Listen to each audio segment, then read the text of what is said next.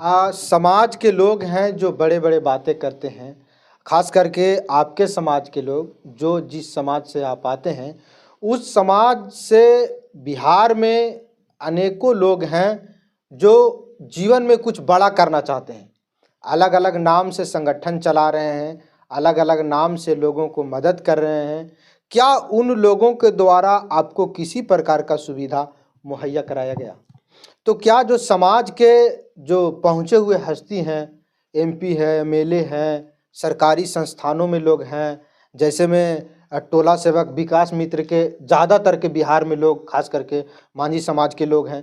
तो क्या जो सरकारी जॉब में हैं एमपी एमएलए हैं, उन लोग मदद कर रहे हैं कि नहीं? या फिर उनके पास आप अभी तक गए हैं कि नहीं? उनको जानकारी है कि नहीं?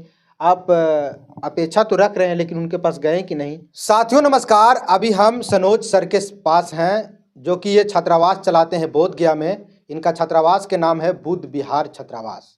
हम जानना चाहेंगे कि 50 बच्चे को पूरे बिहार से अपने पास रख करके बीपीएससी का तैयारी करवा रहे हैं, 71वीं बीपीएससी का तैयारी करवा रहे हैं।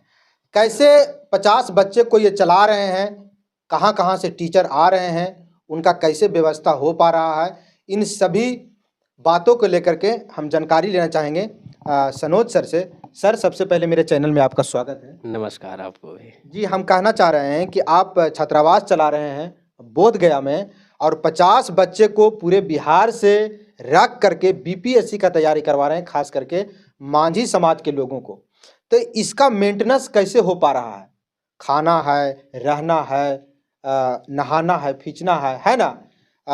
इलाज है, अगर कोई छात्र बीमार पड़ जाते हैं तो उनका इलाज है। इन सभी बातों को कैसे आप मैनेज कर पा रहे हैं सर? सबसे पहले तो मैं इस बात को करेक्ट कर दूं कि इस छात्रावास में हमारे इंस्टीट्यूट में 50 बच्चे में से 35 बच्चे मांझी समाज के हैं। इसमें कोई शक नहीं है। लेकिन मैंने ये भी सुनिश्चित किया है कि दलित समाज में जितने भी मेधावी छात्र हैं जो पढ़ने में सक्षम नहीं हैं, उनको भी मैं ये मुहैया कराऊं सुविधा। और ये ऐसे ही चल रहा है। ऐसा ही चल रहा है। और बात रहा कि कहाँ से मैनेज हो रहा है, तो जब से मैंने स्टार्ट किया लगभग महीने होने जा रहे हैं, मैं खुद के दम पर कर रहा हूँ। समाज के कई लोगों से मैंने बात किया, अब मदद नहीं कर रहे हैं तो उसका नीयत जानता है, लेकिन चीज़ें चल रही है। इसके अलावा हमारा एक साथी से मुलाकात हुआ था, किशनगंज के रहने वाले थे, ललन कुमार जी। उनके द्वारा भी 2 दिन पहले कुछ हॉस्टल की चीज़ें थी जो दिया गया। मैं उनको भी बहुत बहुत धन्यवाद देना चाहता हूँ कि वो अपना पीएचडी का रिसर्च पेपर सबमिट करने आए थे मगध यूनिवर्सिटी में। चूँकि मैं वहाँ था, ऐसी वार्तालाप हुई और वो हमें परख लिए, समझ लिए, हमारे हॉस्टल तक आए, बच्चों से बातचीत किए, 2 दिन रुके, ठहरे और उन्होंने मुझे बहुत अच्छा सरप्राइज़ दिया, हॉस्टल के लिए चीज़ें कर दिए। जी। समाज के लोग हैं जो बड़े-बड़े बातें करते हैं, खास करके आपके समाज के लोग जो जिस समाज से आप आते हैं, उस समाज से बिहार में अनेकों लोग हैं जो जीवन में कुछ बड़ा करना चाहते हैं। अलग-अलग नाम से संगठन चला रहे हैं, अलग-अलग नाम से लोगों को मदद कर रहे हैं। क्या उन लोगों के द्वारा आपको किसी प्रकार का सुविधा मुहैया कराया गया? अभी तक तो ये सारी बातें अदम शून्य है। किसी तरीके का किसी भी बड़े सोशल रिफॉर्मर के हैसियत से रहने वाले लोगों का भी कोई मदद नहीं मिला, या हमारे समाज हो या दलित समाज में कोई भी बड़े नेता हो, भारत स्तर के, बिहार स्तर के, जिला स्तर के, किसी से कोई मदद मुझे नहीं मिला। लेकिन चीज़ें चल रही है। अब जैसे मैंने शुरुआत किया तो इसके पीछे मेरा भी तो एक थिंकिंग है ना कि चीज़ों को मतलब व्यवस्थित रखे। अब लोग बड़े बड़े बातें करते हैं कि मैं समाज के लिए ये करता हूँ, वो करता हूँ, लेकिन मुझे लगता है कि यहाँ सबसे ज़्यादा नीडी है, क्योंकि यहाँ जब तक आप नहीं देंगे तो एजुकेशन का हब है। अब ये सब बच्चे इस एज में हैं, सभी ग्रेजुएशन पास आउट बच्चे हैं, पीजी फर्स्ट सेमेस्टर के बच्चे हैं। अब ये लोग आर्थिक रूप से इतना सबल नहीं है कि अपने घर पे रहकर और हर तरह की इन्वायरमेंट मिल जाए इसे, और वो मतलब पढ़ाई भी मिल जाए जिससे इसको लाभ हो जाए। तो मैं उसी के लिए ये स्टेप लिया हूँ और फिर इसी दिशा में आगे बढ़ रहे हैं। लेकिन समाज के लोगों से अपेक्षा है कि हमको सुविधा मुहैया कराया जाए, हमको मदद किया जाए, ऐसा आप अपेक्षा रखते हैं? बिल्कुल, बिल्कुल। मैं समाज के लोगों को नकारात्मक भाव से नहीं देख रहा हूँ। हो सकता है अभी मैं अकेला हूँ, वो हमसे बाद में जुड़े।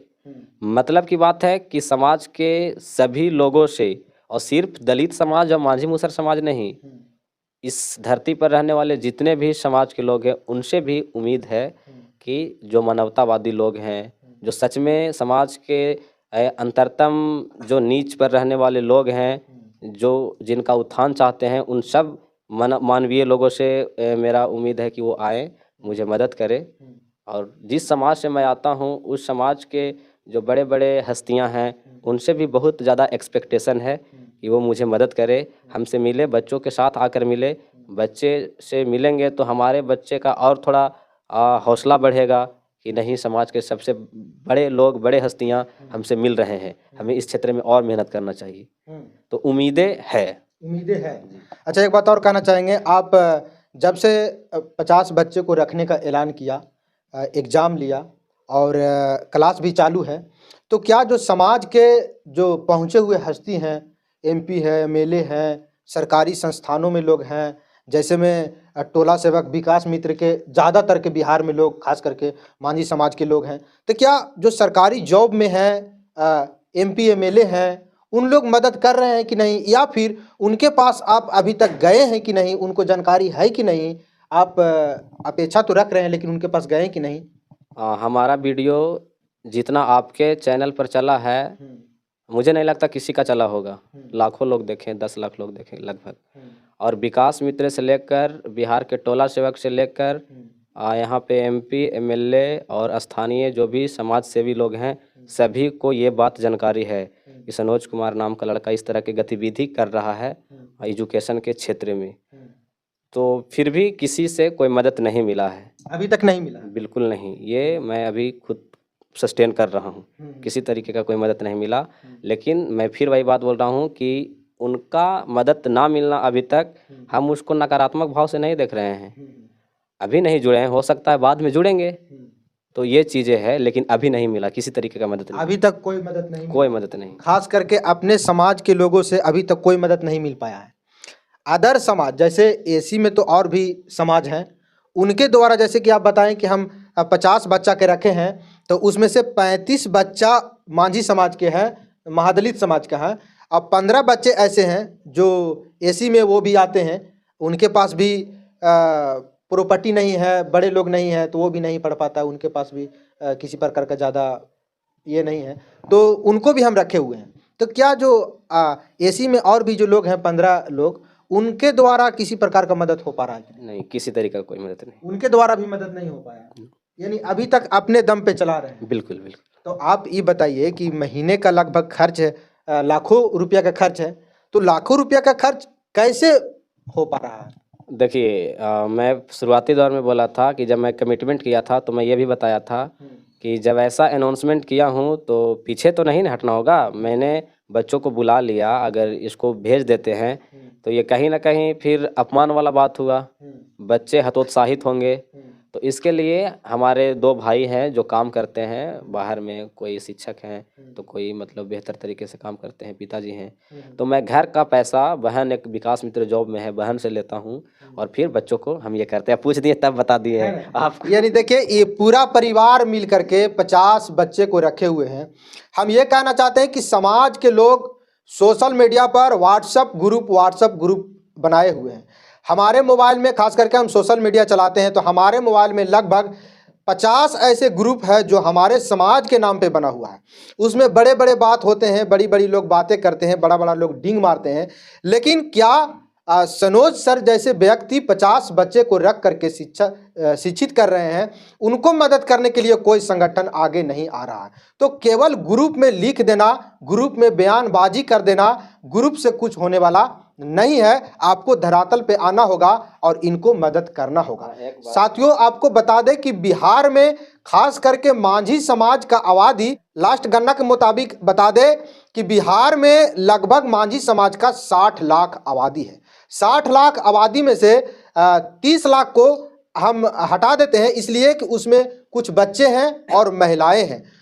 30 लाख लोगों को अलग हम कर देते हैं तो 30 लाख लोग जो पुरुष हैं वो बच जाते हैं। अगर एक एक रुपया सनोज सर जैसे व्यक्ति को मदद कर दें तो ये जो 50 बच्चे को बीपीएससी का जो तैयारी करवा रहे हैं उनको पढ़ने में बहुत मदद होगा, बहुत सहूलियत होगा। इनके पास जो सुविधाएं नहीं हो पा रहा है वो 30 लाख रुपया अगर आ जाता है इनके पास तो बच्चे शिक्षित होंगे और उनको सुविधा मुहैया होगा और 15 महीना के बाद वो सुविधा अवेलेबल रहेगा तो और भी आगे बच्चे तैयारी कर सकते हैं। अभी आपने पूरा हॉस्टल में आप देखें कि मेरे हॉस्टल में रूम में बेड नहीं है, बच्चे नीचे सोते हैं, लाइब्रेरी में चेयर नहीं है, आप देख रहे हैं, और भी कई ऐसे सुविधाएं हैं जो नहीं है।